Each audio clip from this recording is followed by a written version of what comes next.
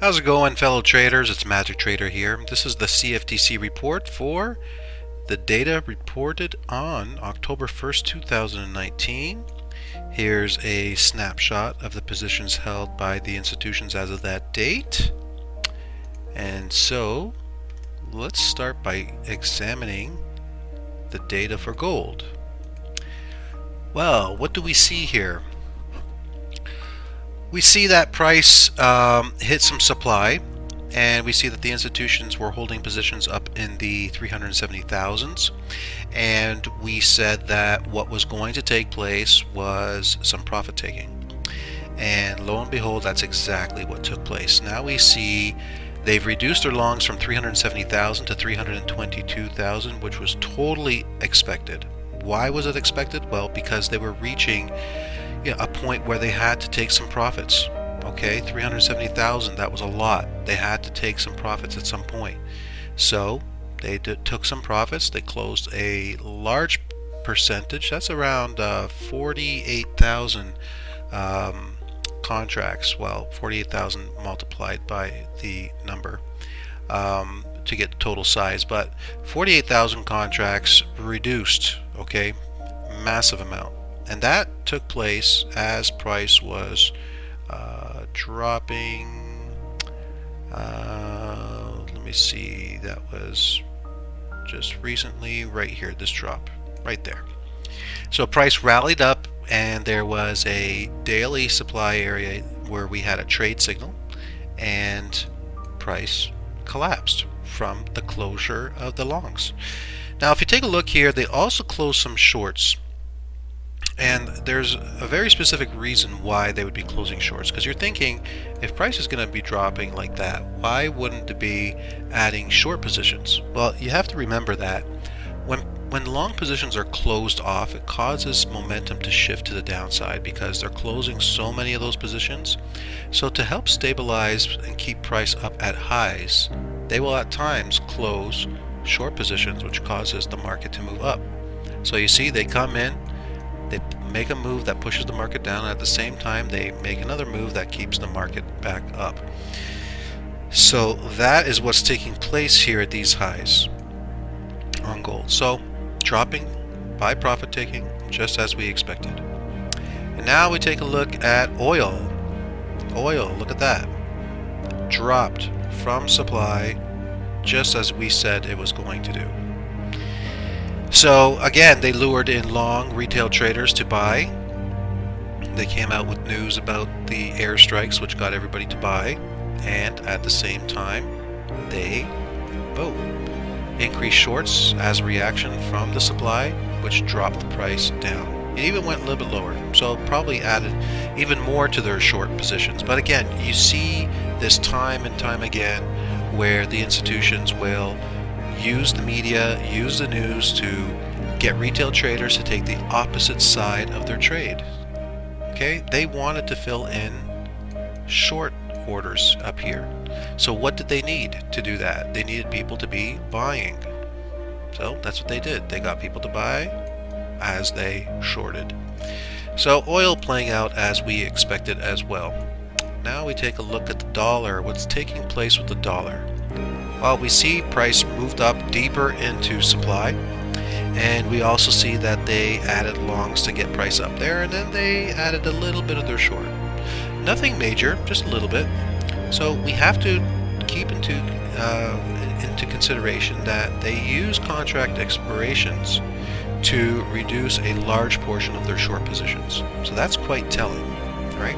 We also know that price is hitting supply, and that is what this initial reaction is coming from. Bottom line, we have the institutions are bullish. You can tell by their positions here, plus 43,000 net positions, and the sentiment is bullish. Okay, that's as it stands right now. Supply is in play, so we're keeping that into consideration. So now we take a look at the Aussie. What do we see with the Aussie? Price consolidated after the drop. They increased shorts from 93 to 99,000.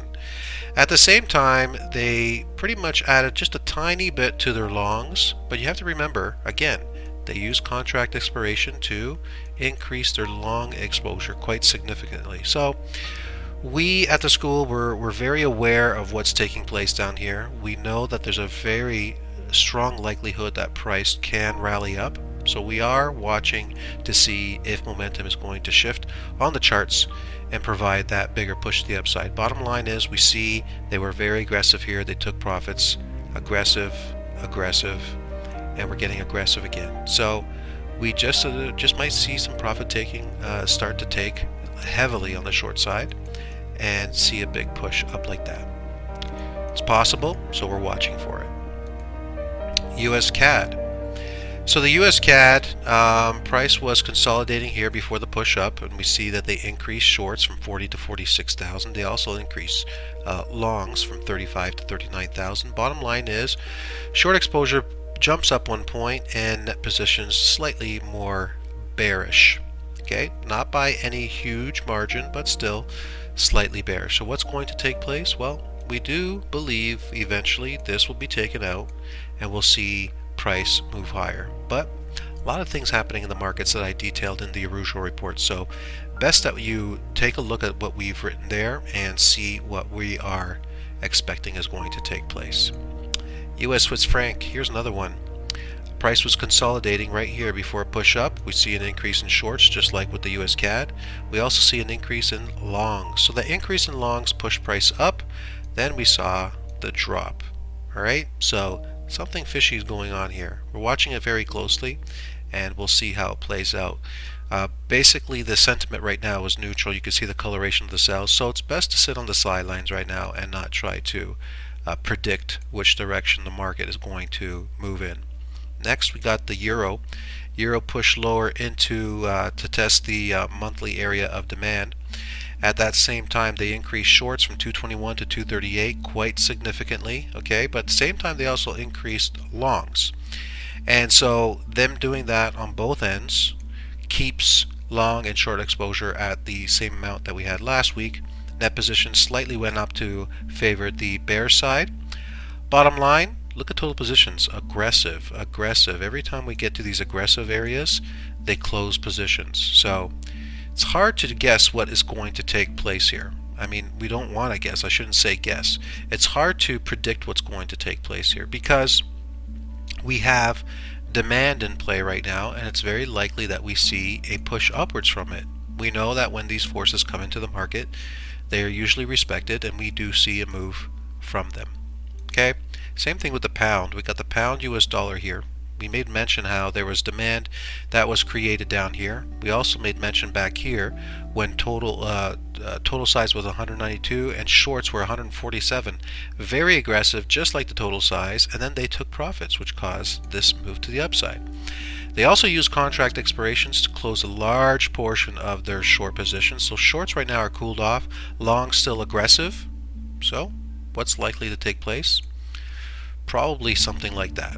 So we're watching this. It's still possible that we break to the downside, but right now as things stand, the likelihood is we see a push to the upside.